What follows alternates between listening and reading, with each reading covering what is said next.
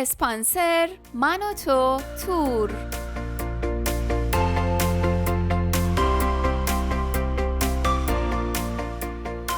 سلام به همه دوستای خوبم، امیدوارم حالتون خوب باشه. من حسام هستم و امروز اومدیم هتل آیسی سانتای تو منطقه بلک هستیم. امروز اومدیم این هتل رو بهتون نشون بدیم. تشکر میکنم از شرکت من و تو تور، هماهنگی لازم رو انجام دادن تا این ویدیو رو واسه شما دوستان عزیزمون بسازیم. بریم داخل ببینیم چه خبر.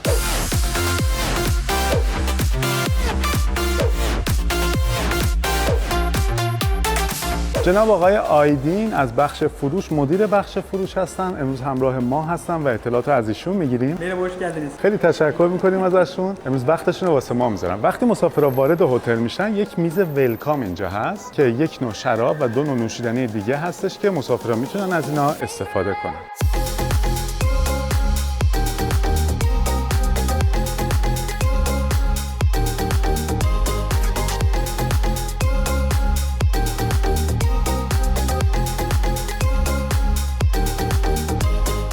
در ادامه سمت چپ رسپشن اصلی هتل. مسافرایی که وارد هتل شدن چمدوناشون رو این قسمت میذارن و همراه پاسپورت و اون برگه ووچری که از آژانسی که یا از هر جایی که در واقع رزرو کردن یه برگه ووچر بهتون میدیم. به همراه اون میایین اینجا یه فرمی میدن، اونو پر میکنین. طبق قانون بین‌الملل که توی همه هتل‌ها هست، تو همه ویدیو هم میگیم ساعت 2 بهتون اتاق میدن. روز آخر هم ساعت 12 حتما باید اتاقتون رو تحویل بدین. بعضی از هتل‌ها توی بعضی تایم ها اگه اتاق خالی داشتن خب کمک میکنن به مسافرها و زودتر در واقع اتاق رو تحویل میدن. اینجا بخش رسپشن هتله.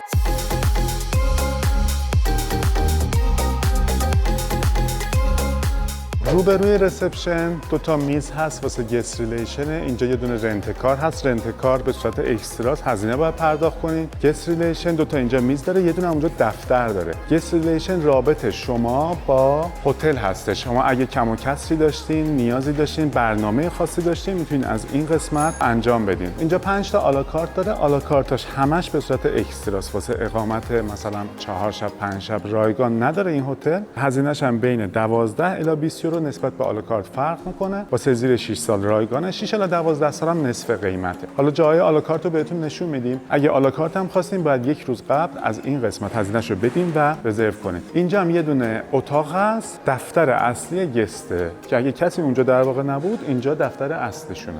یه چیزی هم اینجا بگم، این رنت کار شما ماشین میتونین کرایه کنین جدا، هم دوچرخه داره هم واسه بچه‌ها کالسکه داره. اینا هم به صورت رنتیه، یعنی شما میتونین اجاره کنین. کالسکه روزانه $10 هزینه رنتشه. اگه 3 روزم بگیرین، مثلا 3 روز بیشتر بگیرین، $8 هم هزینه روزانه‌اش میشه. اینجا هم ماشینا قیمتاشو زده، میتونین ماشینم اجاره کنین. گفتم موتورم هست، حتی دوچرخه و کالسکه هم هست. واسه گواهینامه ایران این هتل میده واسه مسافرای خودش، یعنی شما میتونین ماشین اجاره کنین و استفاده کنین. این هزینه‌ای که اینجا زده دلار یا یورو، این واسه خود ماشین 24 ساعته. سوخت شامل این هزینه نیستش. یعنی شما باید به مقداری که گرفتین، ماشین مثلا سوختش نصف بود، همون نصف باید تحویل بدید. از $60 شروع میشه رنت روزانه توی این تاریخی که هستیم تا $180 و ماشین‌های حالا VIP دیگه هم هستش که قیمتاشون مختلف.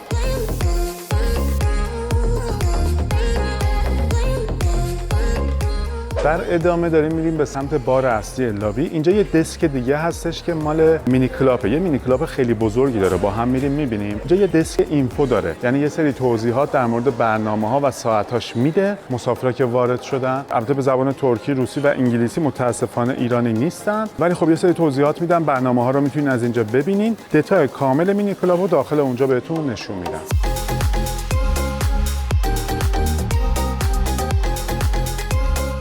اینجا یه چیز جالب دیگه هم دیدم، اینم بگم. یه تیپ باکسی هست اینجا که عکس گربه روش هست واسه یه حیونا. شما اگه اینجا یک پولی بندازین، با هزینه که اینجا جمع میشه واسه حیونا، غذا، حالا اگه نیاز باشه قسمت‌های پزشکیشون، ایناشون، درمانشون، اینجور چیزا استفاده میشه. این خیلی چیز جالبی بود که خواستیم اینم نشون بدیم بهتون. داریم میریم به سمت اون بار اصلی، بار لابی که 24 ساعت کار میکنه. اینجا یه دونه پاتیسری هست، ساعت 11 صبح تا ساعت 6 بعد از ظهر کار میکنه. یه پاتیسری کوچیکه، من فکر کنم پاتیسری دیگه هم توی محوطه باشه، حالا نمیدونم، با هم میریم میبینیم، ولی اینجا هستش، میتونین از این استفاده کنین. انواع شیرینی و ساندویچ سردم چند مدل هستش، جزو خدمات و نامحدود میتونین از اینا استفاده کنین.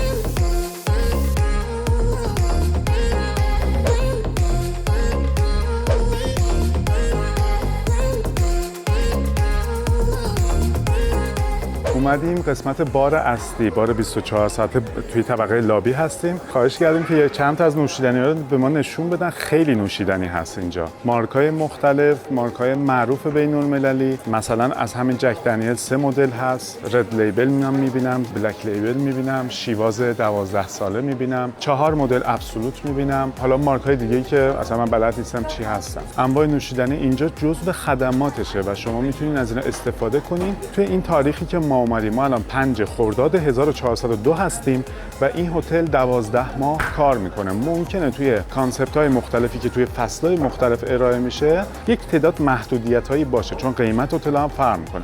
ولی الان توی این تاریخی که اومدیم اینا هستن. اینجا 4 نوع هم آبجو به صورت شیشه‌ای به مسافر داده میشه و حتی آبجو مشقب پر کردنی با مارک توبورگ هم اینجا هست. یعنی از اینم میتونیم بگیریم، از شیشه ایش هم میتونیم بگیریم و انواع نوشیدنی که بهتون گفتم. اینجا انواع چای، قهوه، دمنوش و میکس حالا نوشیدنی هم هست. یه نوشیدنی هم هست به نام راکی که یه جورایی مخصوص ترکیه است. اونم 6 مدل بازم اونجا هستش که مارکای مختلف و کلی نوشیدنی‌های دیگه که اون پشت هستش. حالا دیگه واقعا جا نشد اینجا بیاریم. انواع نوشابه، انواع آب میوه اینجا میتونیم بگیریم. اینجا انواع کوکتیل هم ساخته میشه. حالا جا نیست نشون بدیم. انواع چیزا هم بهش ریخته میشه. اینجا گل محمدی هم هست. واسه تزیین انواع چیزا هست. اینجا طعم دهنده های خاصی هست. یه سری مواد خاصی هستش که واسه کوکتیل‌ها از اینا استفاده میشه. گفتم یکم بارش نوشیدنی زیاد هست. سعی کردیم که تا جایی که میشه بهتون نشون بدیم. اینو بگم که از نظر نوشیدنی میشه گفتش که هتل در سطح عالیه. خیلی خیلی عالی نیستش، چون هتل‌های خیلی خوبم رفتیم. نسبت به هتل‌های هم سطح خودش نوشیدنیش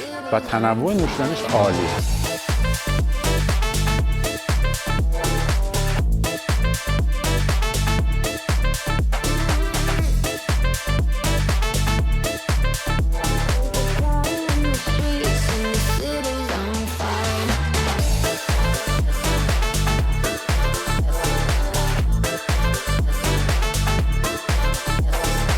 در ادامه بغل همین باره یه جایی هست، یه سن مانندی هست، چون اینجا دوتا بلندگو هست. احتمالاً عصرا اینجا موزیک زنده باشه، گیتاری چیزی یه سری برنامه باشه، احتمال قوی اینجا هستش. اینجاشو بهتون خواستیم نشون بدیم و یه بالکن اینجا هست، یه بالکن بزرگی که خیلی قشنگه و یک ویوی تقریبا میشه گفت از محوطه هتل داره. اینجا رو هم با هم ببینیم. یه توضیحی هم اینجا بدم که این ساختمون اصلی هتله که با هم داریم میبینیم. دوتا بلوک داره، دوتا قسمت داره که اتاقا اینجا هستن. یه سری اتاقا هم خارج از ساختمون اصلی که اینجا بعداً اضافه شده به هتل. قسمت ویلایی هستن. کیدز کلاب بزرگی که داره پشت اونه. این اتاقایی که اینجا هستن گفتم یه حالت فامیلی و ویلایی هستن که اونا رو هم با هم خواهیم دید.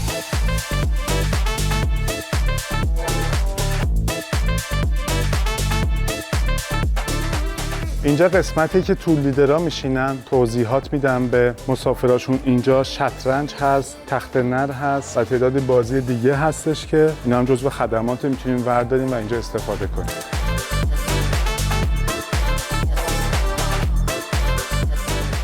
خب از اینجا میره به سمت اتاقا، یه راه رو هم اونور هست. اینجا یه وسطش یه حالت کتابخونه هست. تعداد اینجا کتاب هست و مجله های روز هم اینجا میذارن، مجله های ماشین، مد و فلان. اینا رو هم میتونین استفاده کنین، مطالعه کنین. اینجا رو هم خواستیم نشون بدیم. دیگه توی این طبقه چیز خاصی نمون، بریم طبقه پایین و امکانات اینجا رو با هم ببینیم.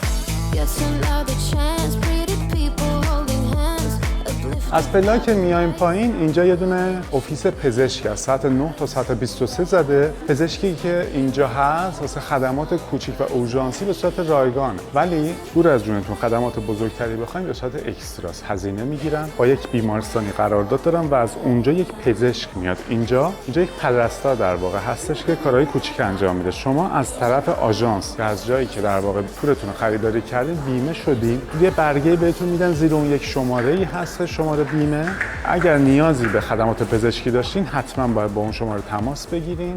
مال یک کشور دیگه است ولی اون شخصی که پشت تلفن هست و جواب میده یک ایرانی. اون بهتون میگه قبل از هر اقدامی باید این تماس رو بگیرین که بهتون بگه با کدوم بیمارستان قرارداد داره، چه خدماتی داده میشه و چه کاری بکنین، یا اینکه قرار مدارکتون رو یه جایی بفرسته که قبلا آماده باشن واسه پذیرش شما، اون کارا رو انجام میده و به صورت رایگان ازش استفاده میکنید. خب در ادامه طبقه پایین لابی میریم، یه سری امکانات هست. اینجا یک تابلوی زده استانبول استریت، یعنی خیابون استانبول. طراحیش هم قشنگه، یا حالت سنتی داره. وقتی که میایم یکم جلوتر، اینجا مسیریه که میره به سمت محوطه خواهیم رفت. اینجا یک دسک اینفو حمام ترک هست، بریم داخلش بهتون توضیح بدم. اینجا یه دونه آرایشگاه هست. آرایشگاه به صورت اکستراس، کرم و اینجور چیزا هم داره میفروشه، به صورت اکستراس هزینه میخواد. این داخل که میایم قسمت حمام ترک، قسمت های رایگان و اکسترا داره. بریم اونا رو بهتون نشون بدم. باشگاه فیتنس، استخر سرپوشی هم داخل اینجاست.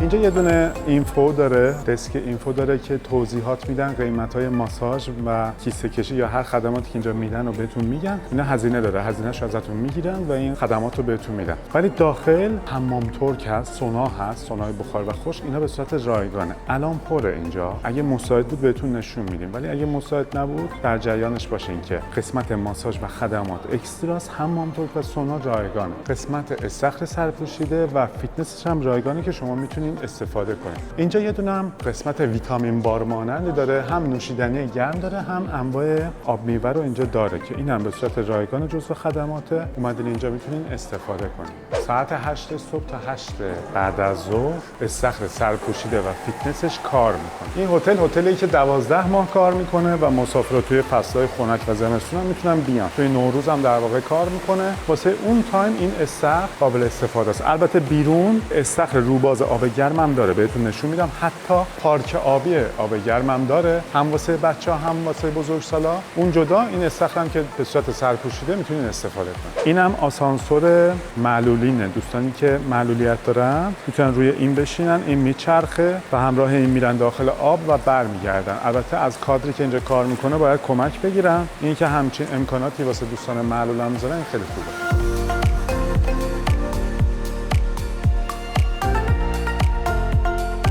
با بغل همین استخره اینجا باشگاه فیتنسشه، محل ورزشیشه، صدای موزیک میاد. اینجا رو هم با هم ببینیم. گفتم همون ساعت 8 صبح تا 8 بعد از ظهر کار میکنه و در واقع مسافران میتونن استفاده کنن. جزو خدمات رایگان و بدون هزینه هتل.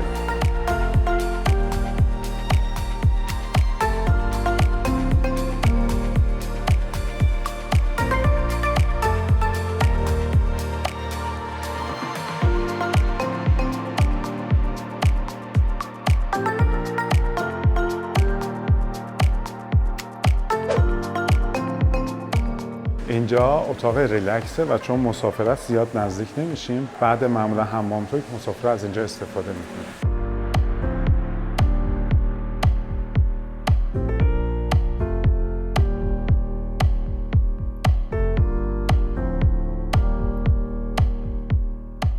و در ادامه سونای خشک و سونای بخار و خود حمام ترک اینجاست. داخل چون کیسه کشی هست، یعنی مسافر داره استفاده میکنه، یه داخل نمیتونیم بریم، ولی از همینجا بهتون نشون میدم.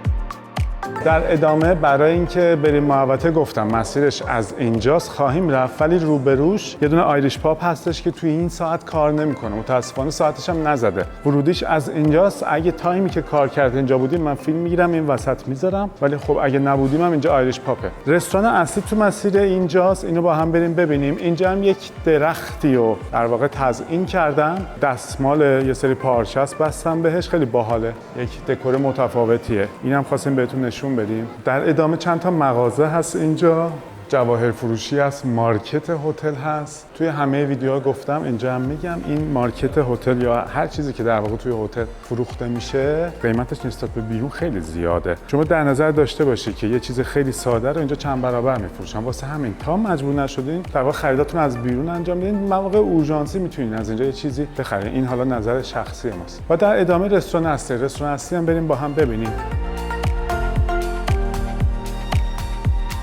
اومدیم رستوران اصلی رو بهتون نشون بدیم. وعده‌های اصلی غذا اینجاست، ولی یه نکته خیلی جالبی داره. توی رستوران اصلی و توی کل هتل تمام سبزیجات‌ها رو داخل هتل تولید میکنن. این خیلی چیز جالبیه. میوه ها نه، سبزیجات رو داخل خود هتل تولید میکنن. کاهو باشه، نمیدونم انواع سبزی‌ها باشه. اینجا یه چند تا نمونهشو گذاشتن که ما ببینیم. ولی داخل هتل یک قسمتی دارن که مخصوص اینه. توی ابعاد خیلی بزرگتر مصرف خودشون رو از همین تولیدات خودشون استفاده میکنن. این خیلی جالب بود واسه من، خواستم نشون بدم. داریم میریم به سمت رستوران. اینجا یک رستوران دیگه هستش که رستوران آلاکارت ایتالیاییه. در مورد آلاکارتا بهتون گفتم که آلاکارتا واسه وعده شامه و توی این هتل همشون به صورت اکستراست. تایم های صبحانه، ناهار، شامو اینجا زده چه ساعتاییه و ساعت 23:30 تا ساعت 1 شب بازم اینجا کار میکنه. این رستوران اصلی بازه، میتونین از خدماتش استفاده کنید. نکته جالب واسه بچه‌ها یک رستوران جدا داره داخل رستوران که ساعتاش هم تقریبا شبیه همونه. مثلا 12:30 ناهار شروع میشه، اینجا از 12 شروع میشه. برای مثال میز صندلی‌ها کوتاه‌تر مخصوص بچه‌ها. اینجا این قسمت کلا مخصوص بچه‌هاست. حتی غذای نوزاد هم اینجا هستش به صورت نامحدود. واسه هر سنی اینجا غذا درست کردم و میتونین از این هم استفاده کنید.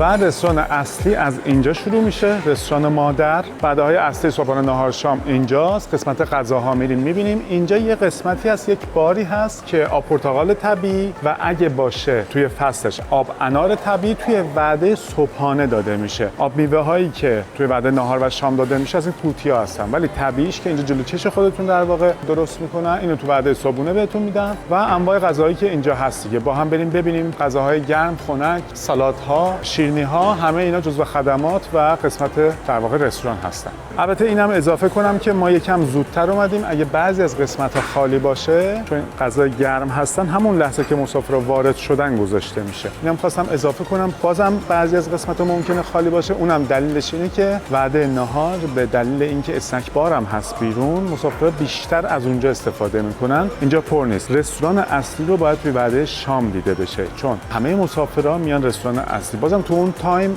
آلاکارت ها هستن ولی خب مسافرها بیرون از هتل نیستن، توی اسنک بار نیستن. همه قسمت‌های در واقع رستوران اصلی تو وعده شام کار میکنه. با هم بریم رستوران اینجا رو هم ببینیم.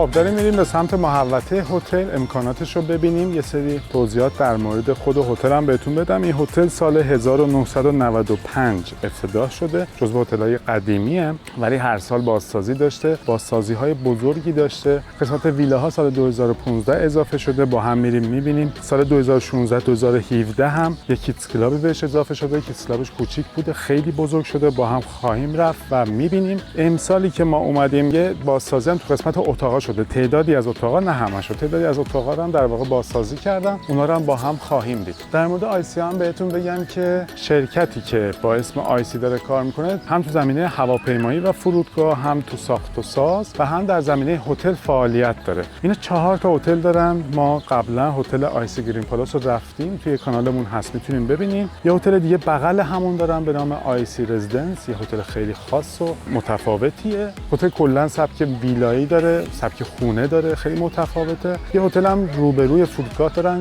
در واقع توی قسمت فرودگاه تنها هتلی که هستش مال ایناست. خود داخل فرودگاه هم کلمه آیسی دیده میشه. فرودگاه آنتالیا 51% مدیریت کلش مال شرکت آیسیه. ابراهیم چچن صاحب این شرکت ها هستش و فرودگاه استانبول هم قسمت غذا، نوشیدنی و غذاش بازم مدیریتش دست این شرکته. شرکت خیلی بزرگه، گفتم ساخت و ساز میکنه، کارخونه های مختلفی داره. توی قسمت هتل هم در واقع فعالیت داره. بریم محوطه رو با هم بریم.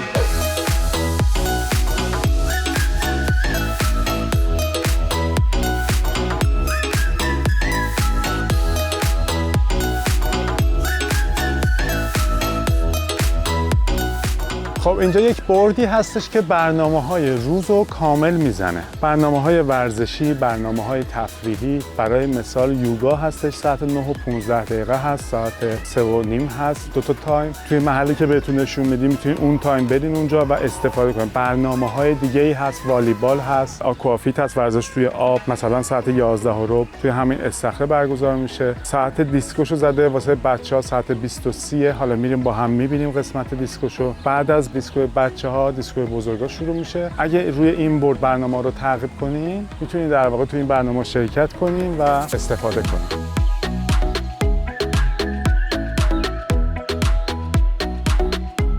هتل 300 متر ساحل داره، طولیه. ما از یه ور شروع میکنیم بهتون نشون بدیم و برگردیم. این استخر اصلیشه که الان جلوشیم. از این ور میریم سمت ویلاها، البته داخل ویلاها رو خواهیم رفت ولی سمت ویلاها رو با هم ببینیم. بعد کیدز کلاب و امکاناتی که اونور هست رو ببینیم، بعد برمیگردیم این.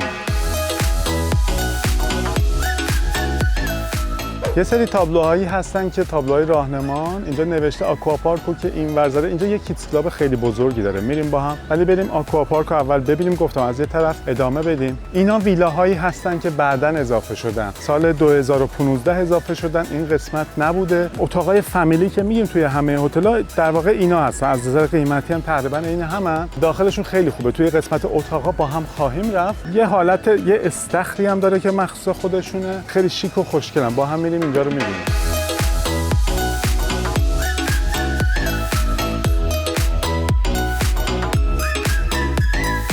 اون آکوا پارک مسیرش از همونجا بود ولی از این ورم راه داره. من خواستم از وسط این ویلاها رد بشیم اینجا رو ببینیم با هم، چون طراحی ویلاها این مدلشون خیلی قشنگه. اینجا هم گل زیاد استفاده شده. گل یاس بغل هر ویلایی هست، بوش هم که کل فضا رو گرفته.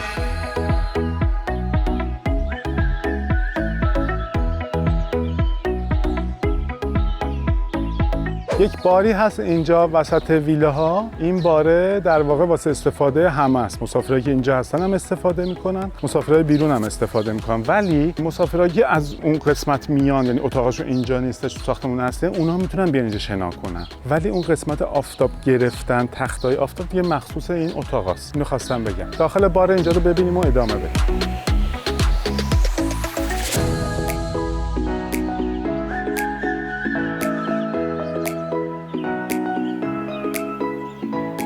خب یه چیزی من درست کنم، این که گفتم مسافرها میتونن استفاده کنن، فقط مسافرای این قسمت ویلا میتونن استفاده کنن از اینجا، ولی مسافرایی که از اونور اومدن میتونن استفاده کنن. حالا این دوستمون من پرسیدم گفتش که فرقی نمیکنه، از نظر قانونی ولی مسافرای ویلاست، ولی از اونور هم میتونن بیان. اینجا فقط بار نیست، اینجا پاتیسری و حالت استک بار هم هست. توی تایم‌های مختلف هم غذاش عوض میشه. یه جای باحالیه. ساعت 9 صبح تا ساعت 11 شب هم اینجا کار میکنه.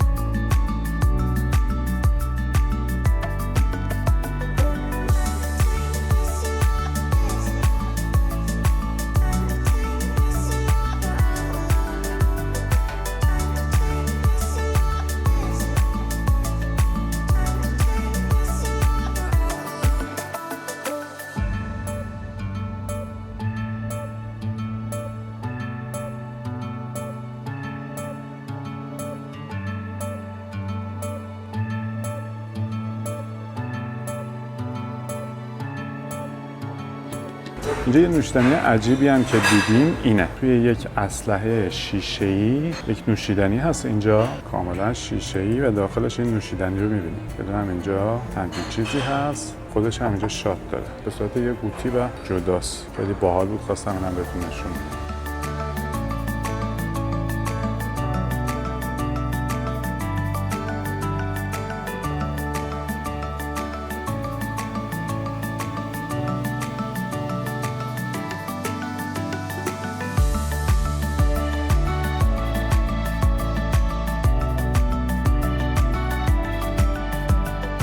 گفتم ورودی اصلی آکواپارک مسیرش از اون ور بود. ما از این ور اومدیم که این محوطه ویلاها رو ببینیم. اینجا هم بغل این یک جایی هست واسه تیرکمان، تیراندازی تیرکمان. توی تایمای خاصی که از روی اون برده باید در واقع تعقیب کنی بیاین، میتونید از اینجا استفاده کنید. این هم به صورت رایگانه جزو برنامه‌های انیماسیونه که برگزار می‌کنه.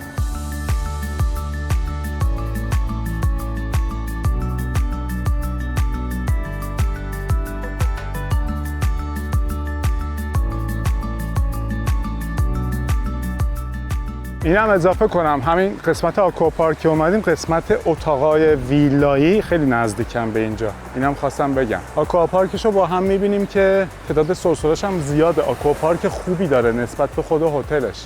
اینجا ساعتاشو زده، ساعت 10:30 تا 12:30 و ساعت 2:30 تا ساعت 5:30 اینجا بازه و مسافرها میتونن بیان و استفاده کنن.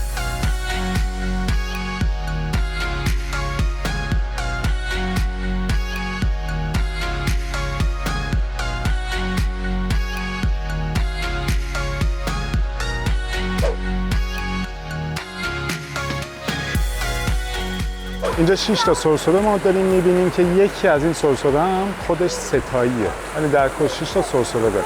خب اینو اضافه کنم که اینجا یک پارکابی دیگه واسه بچه‌ها داره که با هم میریم و می‌بینیم. و نکته جالبش اینه که این پارکابی واسه فصلی که هوا خنکه آبش گرم میشه، هم خود آب سرسره هم آب این استخری که اینجا هست آبش گرمه و در واقع تو فصلایی که هوا خنکه میتونیم بیاین استفاده کنیم.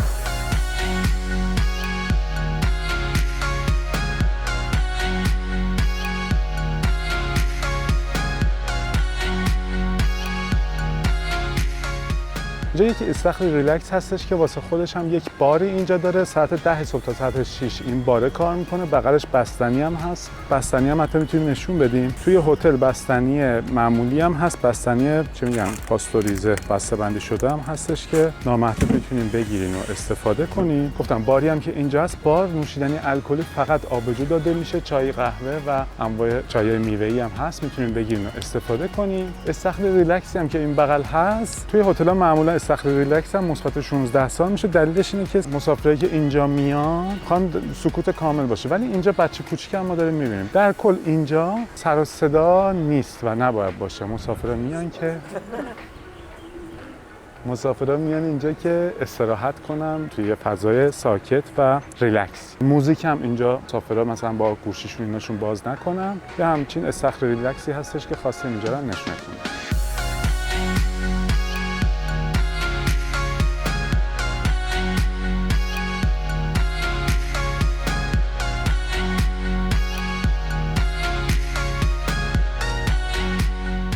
خب برگشتیم بغل همین استخر اصلی که از اینجا رفته بودیم به سمت آکواپارک. این مسیر رو ادامه میدیم. اینجا یک کیدز کلاب خیلی بزرگی است، بریم داخل این با هم. بغل کیدز کلاب هم یه پارکابی هستش که مخصوص بچه‌هاست.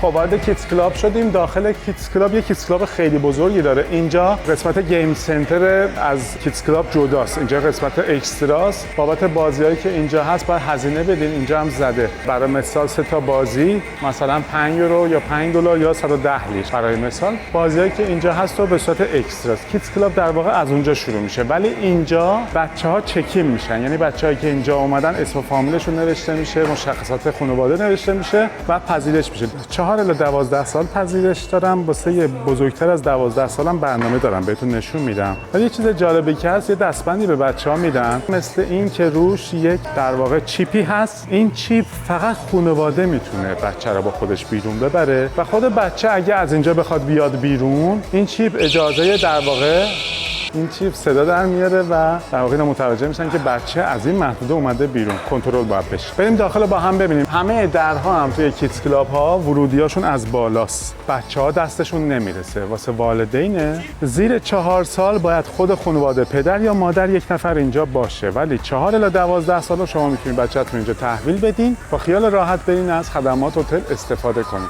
ساعت 9:30 صبح تا ساعت 11:30 اینجا کار میکنه. مثلا یه تایمای کوچیک دارن که واسه تمیز کردن اتاقکاست، ولی تا اینجا کار میکنه. اون اتاقک رو میبندن، تمیز میکنن، یه نیم ساعت باز میکنن، ولی ساعت 2 تا ساعت 2:30 کامل بسته میشه که دیگه بچه‌ها حتما غذاشون رو خورده باشن. توی بعضی از کیدز کلاب‌ها هستش که داخلش خودش رستوران داره یا با خودشون میبرن رستوران میارن. اینجا مثلا برنامه‌شون به این شکله. ما کیدز کلاب‌های دیدیم که تایم کارشون خیلی کمه، ولی اینجا تا ساعت 11 شب تایمش خیلی خوبه. خب اینجا یک گفتم پارکابی هست واسه بچه‌ها، از بیرون میریم میبینیم. اینم آب گرمه، الان که نه، البته واسه فصلی که هوا خنکه. یه دونه واسه نوزادها، بچه‌های خیلی کوچیک که خانواده همراهشون باشه اینجا هست. یه استخر کوچیک دیگه و همشون سقف دارن. سقفی هم که دارن واسه سایه است دیگه، بچه‌ها زیر آفتاب اذیت نشه. اتاقک‌های مختلف هست که واسه سن‌های مختلف، بازی‌های مختلف دارن. این اتاقکی الان با هم میریم 0 تا 3 ساله. 0 تا 3 ساله اینجا بازی‌های مخصوص بچه‌هاست که گفتم بچه با خانواده‌اش میتونه بیاد اینجا.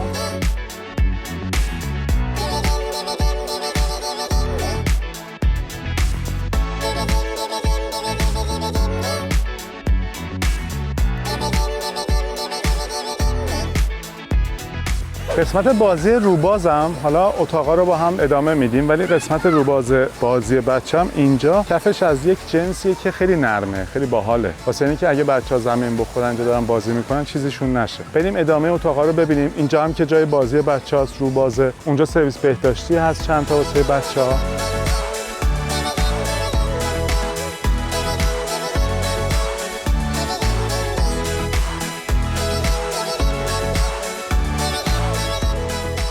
خب یه اتاق دیگه اومدیم که واسه بچه‌ها قسمت‌های مختلف داره. اینجا قسمت آشپزخونه‌شه، با بچه‌ها همزمان با خود اساتید در واقع، تنها که نه. اینجا بهشون آموزش میدم و یه سری غذاها، یه سری پیتزا، نمیدونم کیک و اینجور چیزا با هم درست میکنن توی همین فرش.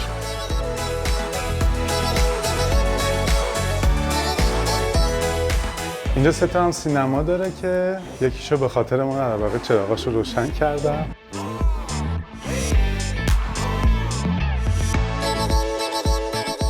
دو تا سینمای دیگه هم داره نسبت به تعداد در واقع بچه‌هایی که اینجا هستن، از اینا هم استفاده میکنن. گفتم بغلش یک جایی بود که واسه آشپزخونه هست، اینجا واسه بازی بچه‌ها. قسمت‌های مختلف داره. یه قسمت داره که واسه لگو درست کردن، یه قسمت داره که واسه نقاشی کردن. اینجوری اتاقک کردن. در واقع طی روزی که بچه‌ها اینجا هستن باشون وقت می‌گذرونن و یه سری تعلیم‌ها هم بهشون میدن.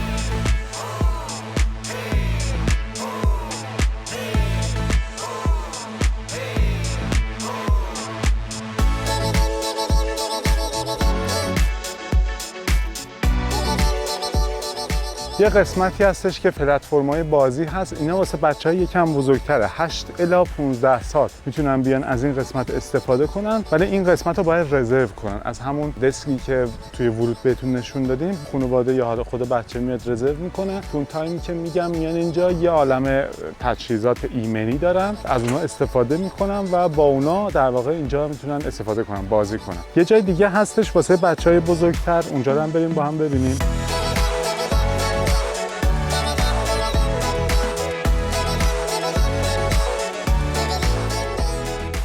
این قسمتی که الان میریم از داخل ورودی داره، ولی از اون ور ورودی نداره که بچهای کوچیک نیان اینجا. اینجا مثبت 12 سال، 12 تا 17 سال بچه‌ها میتونن استفاده کنن. از دم همون ورودی که اومدیم در واقع ورود داره. از اینجا میریم که از اون ور بریم بیرون.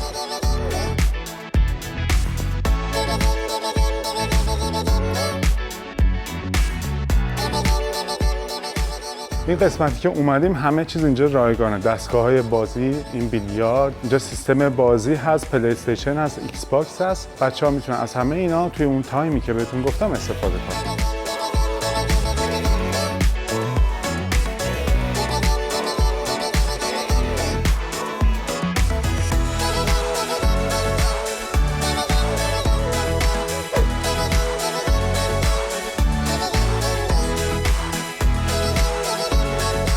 خب از کیدز کلاب که میایم بیرون، بغل کیدز کلاب یه دونه پارکابی هستش که مخصوص بچه‌هاست واسه سنای کوچیک. اینجا هم پارکابی آب گرمه، البته خب تو این فصل نه. استخرش هم آب گرمه، آبی که توی پارکابی هم از آب گرمه. واسه فصلی که هوا خنک‌تره مسافرها هم از پارکابی بزرگی میتونن استفاده کنن که آب گرمه، هم بچه‌ها از اینجا میتونن استفاده کنن. اینجا رو هم با هم ببینیم و ادامه محوطه رو با هم بریم.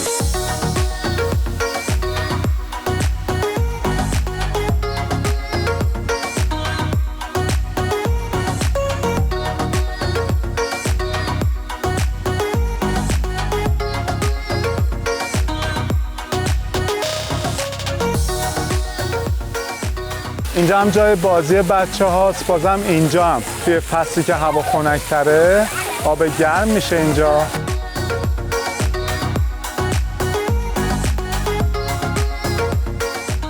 اینجا هم یک استخر دیگه هست با عمق کم. عمقش کمه واسه بچه‌های کوچیک که توری هم داره که حالت سقف باشه، سایبون باشه که بچه‌ها اذیت نشن. همون استخر اصلی که با هم دیدیم ادامهشه و اینجا یه دونه بار بزرگی هستش که اینم ببینیم و بریم ادامه محوطه رو با هم ببینیم. اینجا بار اصلی استخر پول باره، پول ساید بار. این بار هم نوشیدنی هایی که توی بار اصلی داده میشد عین همون نوشیدنی ها رو میده. ساعتش رو بذار الان بپرسم. ساعت 10 صبح تا ساعت 12 شب هم این بار کار میکنه. همه نوشیدنی هایی که توی بار اصلی بهتون نشون دادیم اون مارکای معروف اینجا هم داده میشه. هم نوشیدنی الکلی هم غیر الکلی از اینجا میتونیم بگیریم.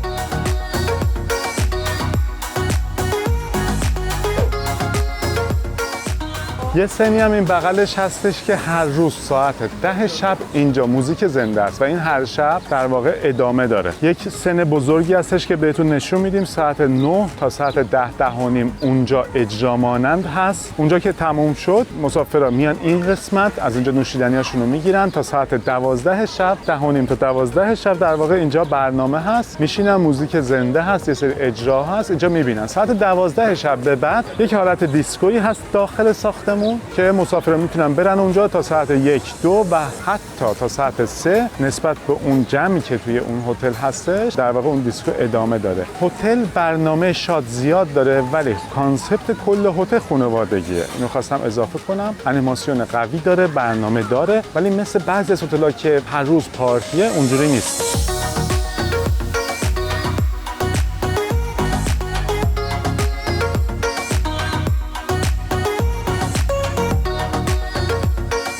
اینجا کلی ما میوه خشک و چیزهای مختلف می‌بینیم که توی کوکتل اینا استفاده میکنن. همینجا در واقع اینا رو درست میکنن. میوه ها رو اینجا داره میبره، اسلاید میکنه توی اون دستگاه. این میوه ها اینجا خشک میشن.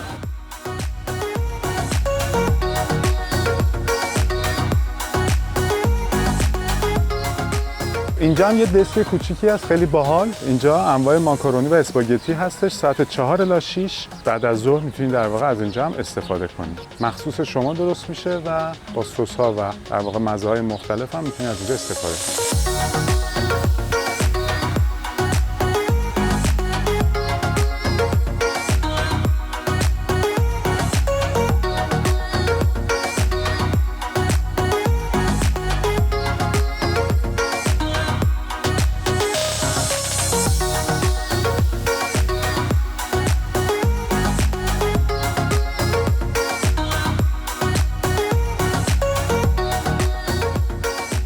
داریم میریم به سمت ساحل. یه سری امکانات هم اینجا هست. اینجا یک مسیری که چند تا ویلا هست توی قسمت اتاقا میریم و بهتون نشون میدیم. ویلای کینگ داره، ویلای سلکت داره، ویلاهای باحالی هم محوطه خاص خودشون دارن، باحالم بهتون نشون میدیم. اینجا یه دونه هاولو دسک یا در واقع دسک حوله داره. شما وقتی که اومدین و اتاقتون رو تحویل گرفتین به همراه کارت اتاق بهتون کارت حوله هم میدن. اون کارت حوله ها واسه اینه که شما با خود حوله از داخل اتاق نیاری، میاری اینجا اون کارت رو تحویل میدی، حوله میگیرین، میبرین استفاده میکنین توی ساحل لب استخر. بعد حوله رو باید تحویل بدین و اون کارت رو بگیرین. یعنی کارت نباید اونجا بمونه. اینجا یه دونه آیس کریم باکس هست. ببینیم این چی هست. ساعت 8 صبح تا ساعت 7 بعد از ظهر اینجا کار میکنه و انواع بستنی در واقع اینجا داده میشه. بغل استخر ریلکس هم رفتیم، اونجا هم بستنی بود، اینجا هم هست. حالا هر بستنی که بخواید اینجا نشون میدین. این دوستی که اینجا هست در واقع بهتون میده.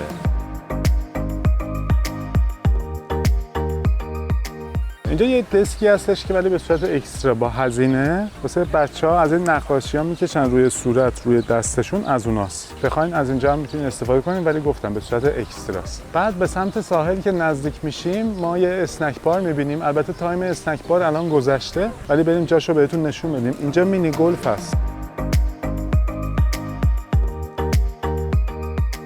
اینجا یک پلتفرمی هستش که واسه گفتم مثلا یوگا یه سری ورزش‌های گروهی از اینجا استفاده میکنن.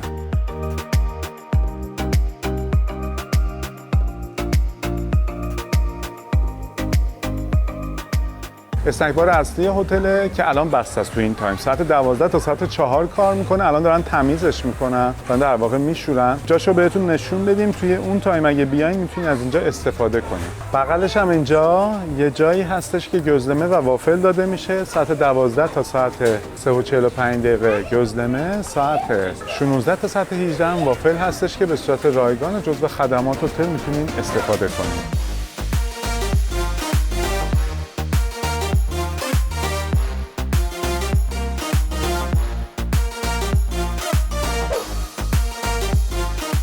خب اومدیم قسمت ساحلی هتل.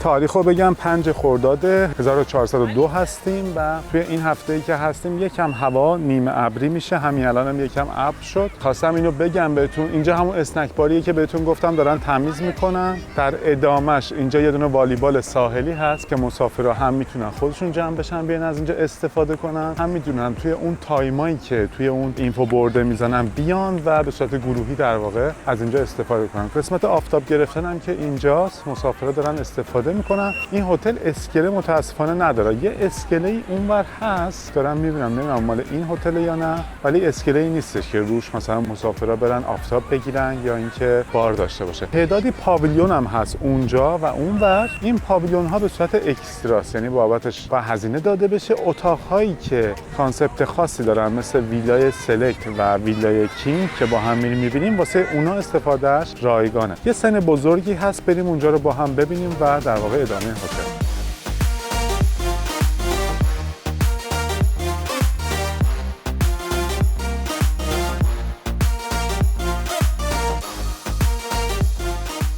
یه جایی بغل این اسنک باره بازه. الان ما از اون ور رفتیم ندیدیم. آیسی کافه است اسمش. گفتم داخل یه حالت قنادی دیدیم توی بار اصلی. گفتم باید قنادی دیگه هم داشته باشه چون خیلی کوچیک بود اون قنادی واسه این هتل. اینجا حالت قنادی داره، یعنی ما تا الان 3 تا قنادی دیدیم. یکی داخل اون ساختمون اصلی توی لابی دیدیم، یکی توی داخل کلاب هاوس دیدیم وسط ویلاها، یه دونه اینجاست که انواع شیرینی‌ها رو داریم می‌بینیم و نوشیدنی‌های چای قهوه اینجا هستش که مسافران میتونن استفاده کنن.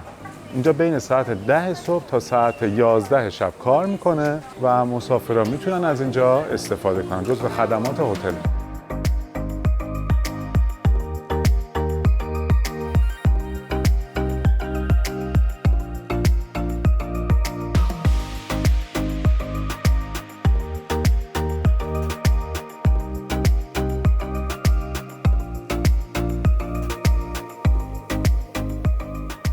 اینجا همون رستوران اصلی که وعده‌های اصلی غذا صبحانه نهار شام هست همونجاست. قسمت تراسشه. بغلش 2 تا زمین بازی هست، هم تنیس میشه استفاده کرد، از یکیش هم به عنوان بسکتبال هم میشه استفاده کرد. اینا هم به صورت رایگانن ولی اگه شب بخواین استفاده کنین باید هزینه‌شو پرداخت کنین. شب‌ها چون روشنایی استفاده میشه بابت اون هزینه میگیرن، ولی صبح‌ها به صورت رایگان میشه استفاده کرد. این زمین چمنی هم که اینجا هست، اینجا هم به عنوان فوتبال کوچیک میشه ازش استفاده کرد. سن اصلی رو با هم میبینیم. حتی گروه انیماسیون دارن اینجا تمرین میکنن. اینجا هر شب ساعت 8:30-9 نسبت به روزهای خاصی فرق میکنه. برنامه داره تا ساعت 10-10:30. بعضی شبا تا ساعت 11 گفتم نسبت به برنامه فرق میکنه. اون برنامه ها رو توی اون اینفو بوردی که بهتون نشون دادم میزنن. از روی اون تعقیب باید بکنین. میایین اینجا که برنامه تموم شد توی این سن، میرین تو اون یکی سنی که بغل پول بار هست. اونجا موزیک زنده هست هر شب در ادامه در واقع این برنامه. بعد اونم دیسکو هستش که بهتون گفتم.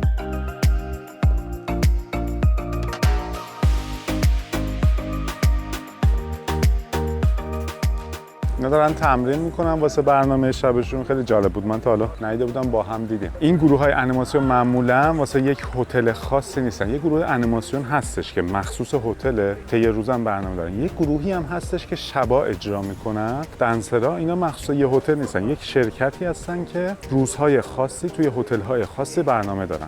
یعنی شما هر روز اینجا برنامه است ولی هر روز همین گروه رو نمی‌بینید. امروز اینجا، فردا توی هتل دیگه، پس فردا توی هتل دیگه. هتل‌های کیفیت بالا و خوب با گروه انیماسیون خوب قرارداد دارن و برنامه‌های خوبی دارن. هتل‌های معمولی معمولا انیماسیون ضعیفی دارن. اینجا جزو هتل‌های با کالیته و خوبی هستش که گروه انیماسیونش داره در واقع اینجا تمرین می‌کنه. بریم به سمت اتاق‌ها و اتاق‌ها رو با هم ببینیم.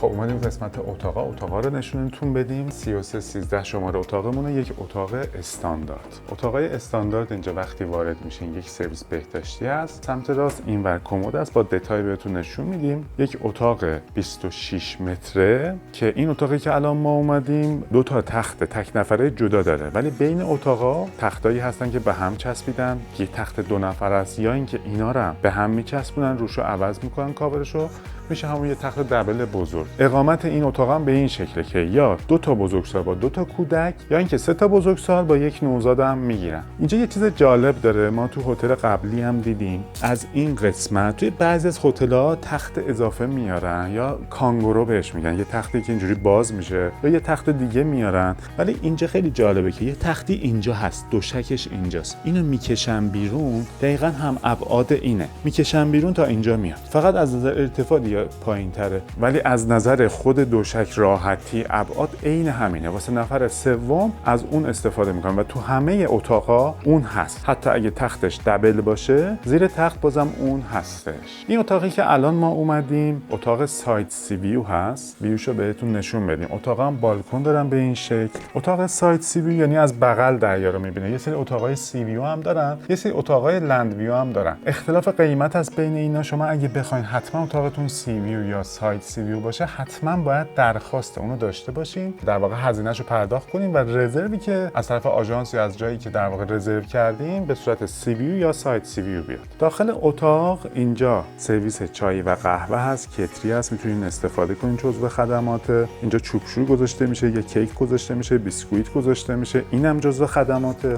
و مینی بارش هم با هم ببینیم. داخل مینی بارم 2 تا آبجو، نوشابه، اسپرایت، آب میوه و شیرکاکو هم اینجا گذاشته میشه که اینا هم جزو خدمات شما استفاده کنین. وقتی دارن میان اتاقتون رو تمیز کنن به جاش میذارن. سیو باکس اینجا، سیو باکس هم به صورت رایگانه. بازم از مسافرشون پرسیده بودن کنترل کنیم سیو باکس اینجا پیچ شده و محکم.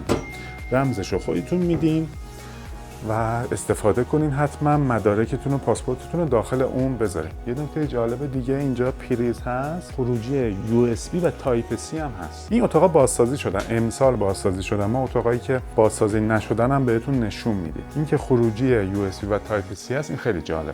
یه چیز جالب دیگه هم بازم اینجا دیدم، ببینم خروجی یا ورودی. احتمال داره این سوکت HDMI احتمالاً ورودی باشه، چون به پشت این من نمیبینم. احتمالاً ورودی باشه، یعنی شما از لپتاپ چیزی میتونین از طریق HDMI روی این تلویزیون بزرگی که توی اتاق هست یه چیزی رو پخش کنین. خیلی چیز جالبیه. توی سرویس بهداشتی این هتل تمپوش گذاشته نمیشه. اینجا حالا گذاشتن که واسه فیلم برداری، ولی شما درخواست بدین بهتون میدن به صورت رایگان، هزینه اکسترا نداره، ولی نورمال اینجوری گذاشته نمیشه. این یک مورد بعدی، دندون، مسواک، خمیر ریش و در واقع ژیلت هم گذاشته نمیشه. بازم جزو خدماتشون هست به صورت رایگان. اینا محدودیت‌های بهداشته. باید خودتون درخواست بدین که بهتون بدن. میان واسه تمیز کردن در واقع اتاق، هاوسکیپینگ که میاد، از اون درخواست کنین که من مثلا اینا رو میخوام، توی اتاقتون میذارم و میتونین استفاده کنین. توی اتاق نورمال تعدادی شامپوی سر، شامپوی بدن و صابون گذاشته میشه. روبروی همین سرویس بهداشتی هم اینجا کمدها هست. داخل یکی از کمدها دمپایی حوله‌ای هست. بازم اینا رو اگه بخواین اضافه بهتون میدن. اینجا واکس هست، پاشنکش هست. اینا به صورت رایگانه، ولی خدمات خشکشویی که شامل یه دونه لیستشه، قیمتا رو نوشید رو پلاستیکه، این به صورت اکسترا. طریقه استفادهش هم اینجوریه که شما مثلا میخواید یه تیشرتی مثلا شسته بشه، اینجا پیدا میکنین، تیک میزنین، اون تیشرت رو میذارین داخل این پلاستیک با اون لیسته میذارین در واقع داخل اتاقتون. وقتی میان واسه تمیز کردن اتاق، اونا با خودشون میبرن، قسمت خشکشویی خدمات میده، بعد میارن میذارن توی اتاق اتاقتون، ولی هزینه‌ش رو روز آخر حتما ازتون میگیره. اینجا واسه لباسه و اینجا بالشت اضافه هم هستش. بازم بالشت اضافه بخواید بهتون داده میشه. اینم از این اتاق. بریم اتاق بعدی رو با هم ببینیم.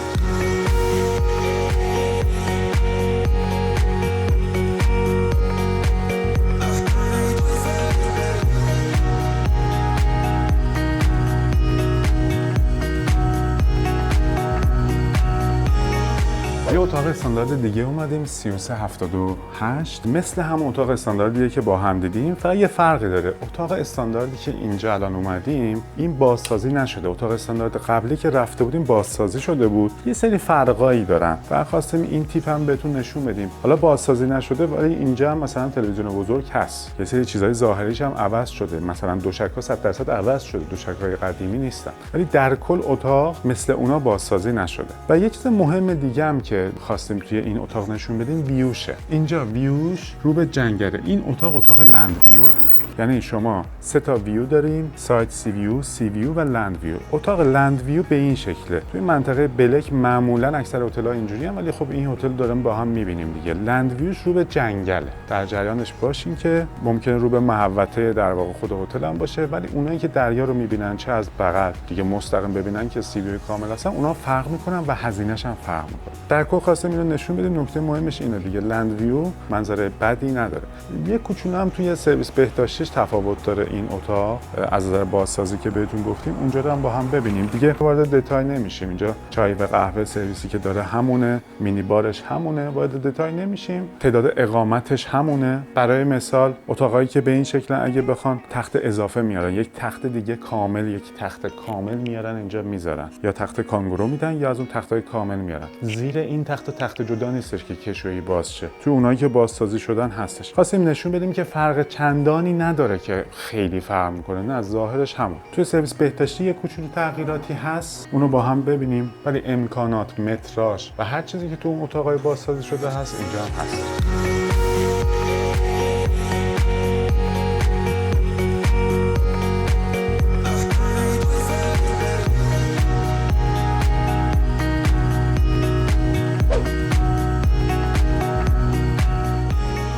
اومدیم قسمت ویلاها. یک اتاقی بهتون نشون بدیم که اسمش استار سویم آپ هستش. سویم آپ یعنی مستقیم به استخر راه داره و خود اتاق اسمش استاره. یه طبقه بالا اینجا هم هستش که عین همینه. فرقش اینه که اونا دیگه مستقیم به استخر راه ندارن. وقتی وارد میشیم یه حالت سالن داره اینجا و 2 تا اتاق جدا که با هم می‌بینیم. داخل این سالن خب یک تلویزیون بزرگ هست، اینجا یک مبل هست. این اتاقی که اومدیم واسه اقامت 4 تا بزرگسال و 2 تا کودک مساعده. حالا اتاقا رو با هم می‌بینیم. این از اینم به عنوان تخت استفاده میشه. پشت درش اینجا یک حالت کمدی هستش که داخلش مینی بار، مثل اتاق استاندارد ولی داخلش رو بازم بهتون نشون بدیم. داخل مینی بار این هتل آبجو هم گذاشته میشه. 2 تا آبجو، نوشابه، آب میوه و سرویس چای و قهوه توی همه اتاقا هستش. اینا به صورت رایگانه. کتری هم هست برای استفاده. چوبشور، یک کیک و بیسکویت هم اینجا هستش. سیو باکس بالای همین کتری است. اینجا سرویس خشکشویی هستش که به صورت اکستراست و دمپایی حوله‌ای هم توی این کمد. خب اینجا یک اتاق کوچیک هست. اتاق کوچیک که میگه منظور اتاق دومه که 2 تا تخت تک نفره هست. برای خودش بازم تلویزیون داره، برای خودش کمد داره و پشت درش هم اینجا یک سرویس بهداشتی هست. این مورد خوبه که 2 تا اتاق جدا و 2 تا سرویس بهداشتی جدا داره. این در واقع ویلاها به عنوان اتاق فامیلی که میگیم توی ساختمون هست، یه چیزی تو مایاست، اسمش فامیلی نیست ولی واسه خانواده است. اینجا یک سرویس بهداشتی مخصوص این اتاق هستش که خودش دوش هم داره.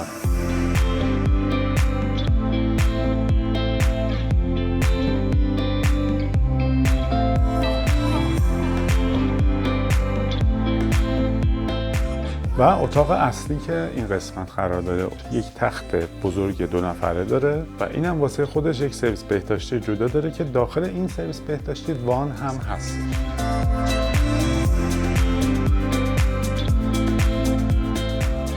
خب این همون ست مسواک و خمیردندونی که بهتون گفتم که من داخلش رو باز نمی کنم که دست نخوره. اینم خمیر ریش و ژیلتیه که به صورت رایگان به اتاقا میدن. اگه توی اتاقتون نبود باید درخواست کنین، یعنی اون شخصی که میاد واسه تمیز کردن اتاقتون از اون بخواین، براتون به صورت رایگان میدن، اینا رو داخل اتاقتون در واقع میذارن. توی همه اتاقهای هتلم تنپوش به صورت رایگان داده میشه. اگه اونم بازم توی سرویس بهداشتی یا داخل اتاقتون ندیدین، درخواست کنین از هاوسکیپینگ بهتون داده میشه.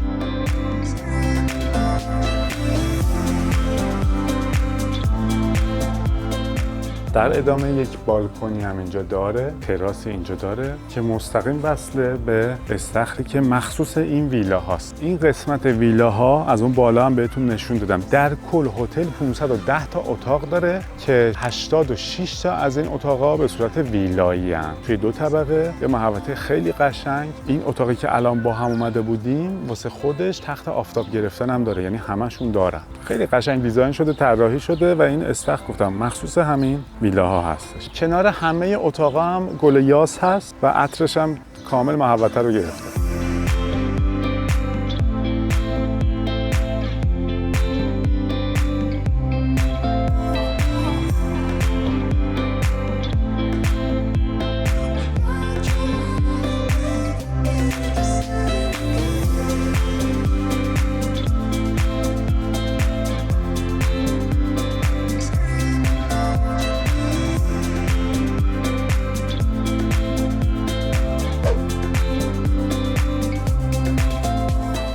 اومدیم یه تعداد ویلای دیگه بهتون نشون بدیم. اینجا ویلای سلکته، یک ویلای خیلی بزرگ و خاص. وقتی وارد میشیم یک سالن خیلی بزرگ اینجا میبینیم، یک ست مبل بزرگی داره، اینجا یک میز 5 نفره داره، یه محوطه خاصی داره که بهتون نشون میدیم. یک تلویزیون بزرگ اینجا هست، اینجا سیستم پخش بلوری هست. این ویلایی که اومدیم گفتم یک سالن بزرگ داره و 2 تا اتاق خواب داره. این نکته جالبی که دیدم 2 تا کولر داره تو همین سالن. توی اتاقای معمولی که رفتیم با هم دیدیم اونا سیستم کولر مرکزی داشتن، اینجا کولراش جداست. 2 تا اینجا داره، هر اتاق هم واسه خودش در واقع جدا داره. خب یکی از اتاقا اومدیم، اتاق اصلیش اینجا یک تخت دبل بزرگ واسه خودش، یک تراس داره اینجا. یه محوطه‌ای دارن که این ویلاها مال خودشونه، نمیدونم چجوری بگم، یه حیات جداست انگار واسه خودشونه. این اتاق یک تراسی هم داره که اینجا هم بازم یک سرویس نشستن هست، تعدادی مبل هست، بیرون تخت هست واسه آفتاب گرفتن. اینا که میریم حالا با هم میبینیم، یعنی از هر اتاق هم اونجا ورودی هست واسه اون قسمت.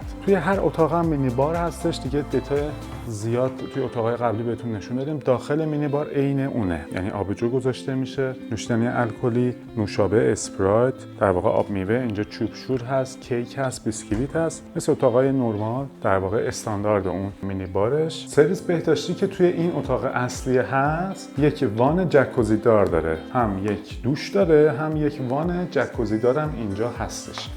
و اینجا صابون و شامپوهایی که اینجا گذاشته میشه مارکش با اتاقای نرمالی که ما رفتیم دیدیم فرق میکنه. اینجا مسواک و خمیر دندون، خمیر ریش و ژیلت گذاشته میشه. وان جکوزی دارم که گفتم اینجاست. اون یکی اتاقم با هم میبینیم، اونم واسه خودش سرویس بهداشتی جدا داره. این ویلاها خدمات اضافه هم دارن نسبت به اتاقای نرمال، مثلا آلا کارت هایی که به صورت اکستراس واسه همه اتاقا واسه این ویلاها رایگانه، میتونن از اونها استفاده کنن. یه سری پاویلیون ها هستش توی ساحل که با هم دیدیم، اونا اکستراس واسه همه اتاقا، واسه ویلاها کانسپت ویلاها در واقع رایگانه. و اتاق بعدیش هم اینجاست، 2 تا اتاق داره. اینجا هم واسه خودش یک سرویس بهداشتی جدا داره، اینجا هم اسپلیت جدا داره، یک تلویزیون بزرگ داره، واسه خودش مینی بار داره و امکاناتش مثل همون اتاقیه که با هم دیدیم. بازم از همین اتاق هم راه هست واسه رفتن به اون محوطه خودش و در واقع تراسی که جلوش هست. سرویس بهداشتی این اتاق هم واسه خودش یک وان جکوزی دار داره و دقیقاً امکانات اتاق قبلی که با هم دیدیم این اتاق هم هستش.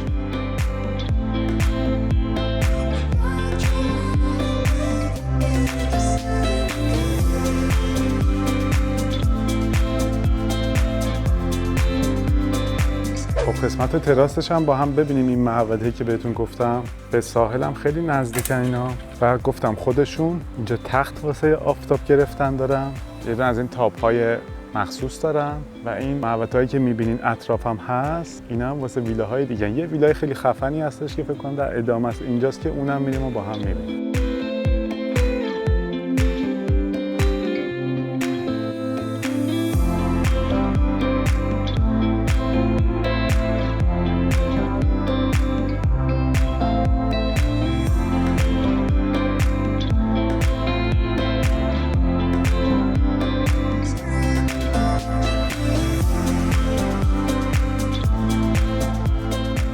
خب یه ویلای دیگه می‌خوایم بهتون نشون بدیم به اسم کینگ ویلا. بالاترین سطح ویلا و اتاقی که توی این مجموعه هست. وقتی وارد میشیم 2 تا اتاق کوچیک هست. معمولا اونایی که تو همچین اتاقایی هستن یا پرستار بچه دارن یا بادیگارد دارن یا خدمتکار خصوصی دارن. این اتاق واسه اوناست که یه تخت هست و یک سرویس بهداشتی، یه اتاق کوچیک و جمع جوری هست. گفتم 4 تا اتاق داره که 2 تاش به این شکل کوچولوئه.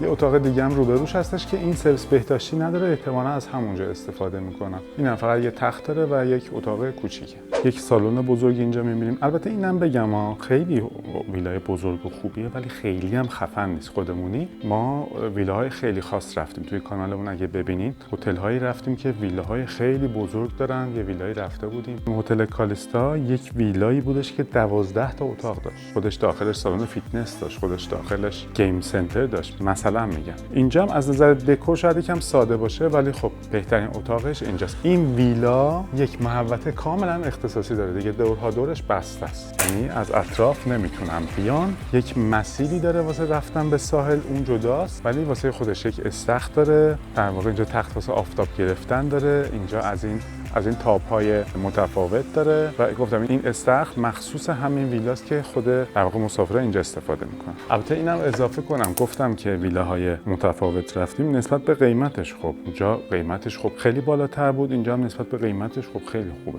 یعنی اشتباه هم نشه. بریم داخل اتاقش هم با هم ببینیم. داخل اتاقش یک تخت بزرگ داریم میبینیم اینجا، تخت 2 نفره. از اینجا هم راه هست به اون محوطه. داخل خود این اتاق هم بازم مینی بار هست، مثل همون مینی باری که دیدیم استاندارد. اینجا هم چوبشور هست، بیسکویت هست، کیک هست، سرویس مبل هم اینجا هست. به این حالت از ویلای قبلی که رفتیم بزرگتره چون اینجا سرویس هم داره. یه دونه اتاق لباس اینجا داره. البته الان چون اینجا استفاده نمیشه این چیزای در واقع تختای آفتاب گرفتن آوردن اینجا، ولی این اتاق لباس و سرویس بهداشتیش که به این صورته و داخل سرویس بهداشتی هم وان جکوزی دار هست.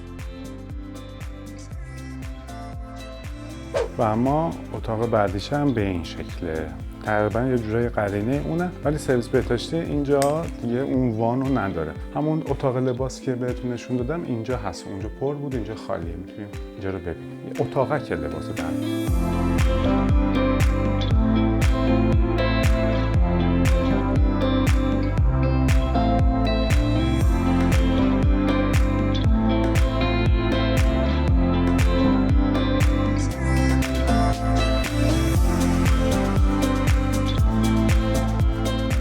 خب دوستان عزیزم، امروز اومده بودیم هتل آیسی سانتای. هتل آیسی سانتای تو منطقه بلک شهر آنتالیا قرار داره و به مراکز خرید داخل شهر آنتالیا یکم فاصله داره. هتل کیفیت غذا و نوشیدنی خیلی خوبی داشت. تو قسمت بارها تنوع نوشیدنی‌های بین‌المللی رایگانش خیلی زیاد بود و از این نظر تو سطح عالی قرار داشت. رستوران اصلی هم از نظر تنوع غذایی و هم از نظر کیفیت در سطح خیلی خوبی قرار داره. هتل یک کیدز کلاب خیلی بزرگی هم داره که از این نظر گزینه مناسبی واسه خانواده‌های بچه داره. هتل 2 تا پارکابی داره که یکی برای بزرگسال‌ها و یکی برای بچه‌هاست. و نکته مثبتش اینه که توی فصل‌های خنک سیستم آب گرمش فعال میشه. هتل از لحاظ تمیزی و رفتار پرسنل هم امتیاز خیلی خوبی داره. در مورد انیماسیون هتل هم باید بگم که در کل هتل کانسپت خانوادگی داره و طی روز اکتیویتی‌های خیلی زیادی نداره، اما برای شب‌هاش برنامه و دیسکو داره. این نظرات ما در مورد این هتل بود. شما به همراه ما طی فیلم هتل رو دیدین. خوشحال میشیم که نظراتتون رو توی بخش کامنت ها بنویسین،